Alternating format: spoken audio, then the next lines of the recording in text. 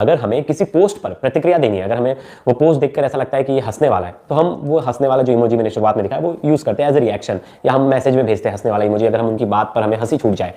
लेकिन क्या आपने सोचा है कभी इस एक इमोजी की वजह से मर्डर हो जाएगा और एक लड़की की जान चली जाएगी?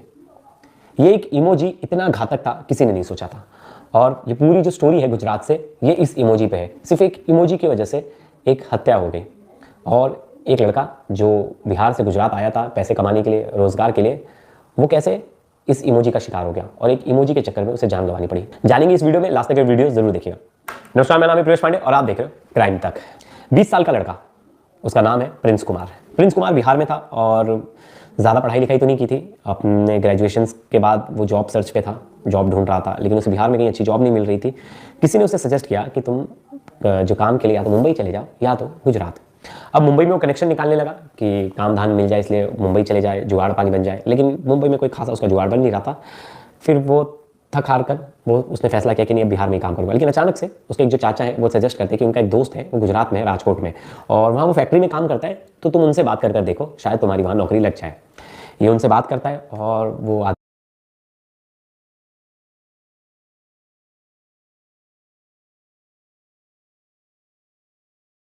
अपने दोनों भाइयों को भी साथ ले जाओ, तीनों जन जाओ। अगर अच्छे शहर में जा रहे हो, अच्छा पैसा मिलने वाला है, अच्छी रोजी रोटी कमाई हो जाएगी वहाँ से, तो तीनों भाई चले जाओ। तो तीनों भाई फैसला करते हैं और तीनों भाई निकल जाते हैं गुजरात की ओर, अपना घर छोड़कर, अपने परिवार को छोड़कर, कमाने के लिए, कि कमा के 2 पैसा अपने घर पे देंगे तो घर की स्थिति जो है सही हो जाएगी। ये राजकोट पहुँचते हैं और तीनों एक फैक्ट्री में लग जाते हैं और उस फैक्ट्री में रेगुलर काम कर रहे थे, सब कुछ बढ़िया चल रहा था। अचानक से कुछ टाइम बाद इनके जो दादाजी हैं उनका देहांत हो जाता है। उनकी उम्र हो गई थी तो गुजर जाते हैं और इसमें पूरा परिवार सदमे में होता है। और ये कुछ समय के लिए वापस से अपनी फैक्ट्री छोड़कर अपने गांव चले जाते हैं और अपने दादाजी का जो पूरा क्रियाक्रम था वो कर वापस आते हैं। और प्रिंस का बड़ा ही लगाव था अपने दादाजी के साथ। उसके दादाजी उसे बड़ा मानते थे, जाते जाते भी दादाजी ने उसे पैसे दिए थे और बहुत, प्रिंस मतलब एक तरह से दादाजी का फेवरेट था और बहुत ज़्यादा लगाव था, दादाजी से बहुत प्यार करता था। और आए दिन दादाजी की तस्वीरें फेसबुक, सोशल मीडिया पर डालता था, मिस यू दादाजी, दादाजी आप मेरे बहुत सपोर्टिव थे, आपने मुझे बहुत सपोर्ट किया, आप नहीं होते तो मैं कहाँ होता, मतलब भावुक पोस्ट लिखता था दादाजी के गुजरने के बाद। अब धीरे धीरे समय बीतता गया और प्रिंस जो है वापस से अपने काम पर लग गया और काम करता रहा। इस बीच 4 महीने बीत गए थे दादाजी को गुजरे, और 4 महीने का समय बीत गया था। उसके बाद अचानक से प्रिंस को एक और दिन दादाजी की बहुत ज़्यादा याद आती है। अब वो भावुक हो जाता है और भावुकता में वो एक पोस्ट जो है सोशल मीडिया पे अपने दादाजी की डालता है फोटो और लिखता है आई मिस यू दादाजी। अभी पोस्ट तो डाल दिया इसने और इस पोस्ट को कई लोगों ने देखा, कई लोगों ने सैड वाला इमोजी डाला कि दुख है।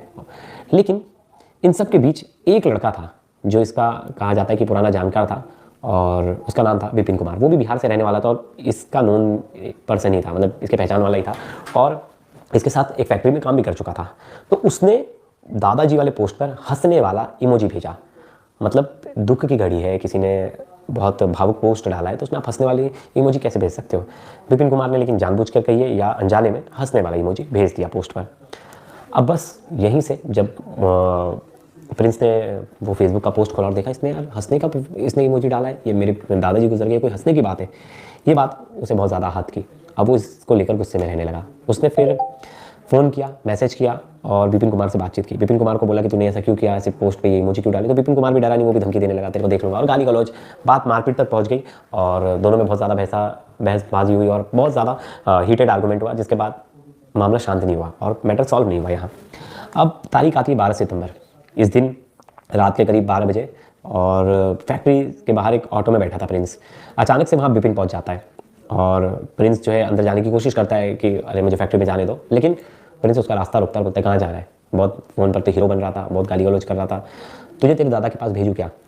ये बोलता है। इस पर प्रिंस और आग बबूला हो जाता है और दोनों में लड़ाई हो जाती है। अब प्रिंस वहाँ अकेले था, लेकिन जो विपिन था वो अपने एक दोस्त के साथ आता जिसका नाम था ब्रिजेश गोंडा। वो भी वहाँ था और वो भी उसका रास्ता रोक लेता है। दोनों उसको धमकी देते हैं और दोनों के बीच में हाथापाई हो जाती है और उसे कहते हैं कि आज तो तुझे जान से मार देंगे।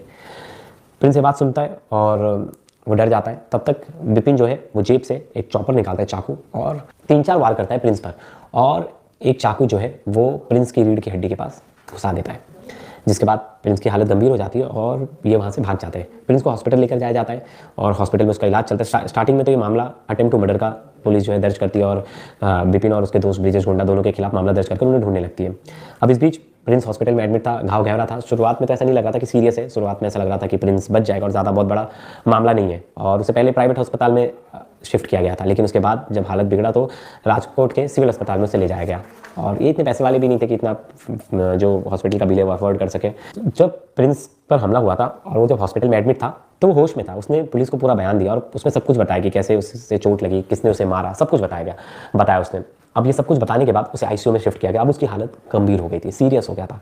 अचानक से 22 सितंबर को मतलब 2:30 बजे के आसपास प्रिंस दम तोड़ देता है, और सुबह 6:35 पर पुलिस जो है उसकी मौत की खबर देती है, उसके घर वालों को बताती है। फिर ये जब मामला अटेम्प्ट टू मर्डर था वो मामला बदल गया था मर्डर में।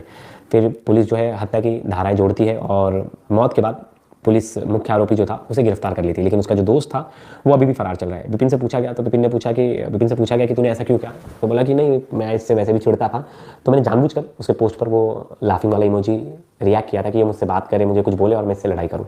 और पुरानी कुछ खुन्नस थी जब कंपनी में किसी छोटी सी बात को लेकर, उसी खुन्नस को ये पाले बैठा था और ये पॉइंट ढूंढ रहा था। इसने जानबूझकर वो इमोजी का रिएक्शन भेजा कि वो वहाँ से मुझसे लड़ाई करे और फिर मैं इसको सबक सिखाऊँ। और इतनी छोटी सी बात पर विपिन ने हत्या कर दी। देखिए कैसी स्टोरी है। लोग मतलब किसी ने सोचा भी नहीं रहेगा, और ना प्रिंस ने सोचा रहेगा कि वो मेरे पोस्ट पर रिएक्ट कर रहा है, अगर मैं उसको कुछ बोलूँगा तो वो एक तरह से प्लानिंग कर रहा है मेरे मर्डर की, और उसने उसकी हत्या कर दी।